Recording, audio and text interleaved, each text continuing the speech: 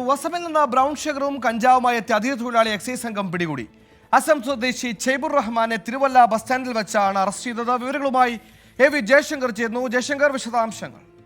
അതായത് ഈ അസം സ്വദേശി ഛൈബുർ റഹ്മാൻ ഇന്നാണ് പത്തനംതിട്ട തിരുവല്ലയിൽ ട്രെയിനിൽ വന്നിറങ്ങിയത്. അതിന് പിന്നാലെ നാട്ടിലേക്ക് അല്ലെങ്കിൽ ജോലി ചെയ്യുന്ന സ്ഥലത്തേക്ക് പോകാൻ പത്തനംതിട്ടയിലെ സ്വകാര്യ ബസ് സ്റ്റാൻഡിലെത്തി. ഈ ഒരു ഘട്ടത്തിലാണ് എക്സൈസ് സംഘം ഇയാളെ പിടികൂടുന്നത്.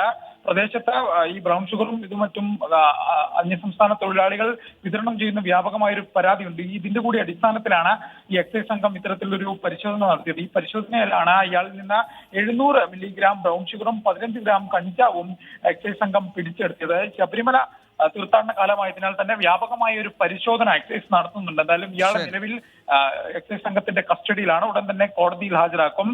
സമാനമായ രീതിയിൽ വരും ദിവസങ്ങളിലും പരിശോധന നടത്തുമെന്നാണ് എക്സൈസ് പറയുന്നത്. ട്രെയിനിലും മറ്റും വ്യാപകമായി പ്രദേശത്ത് അന്യസംസ്ഥാന തൊഴിലാളികൾ ഇത്തരത്തിൽ ലഹരി വസ്തുക്കൾ കടത്തുന്നുണ്ടെന്ന് എക്സൈസിന് നേരത്തെ തന്നെ വിവരം ലഭിച്ചിരുന്നു. അതിന്റെ അടിസ്ഥാനത്തിൽ വലിയ ജയശങ്കറാണ് വാർത്തയുടെ വിശദാംശങ്ങൾ.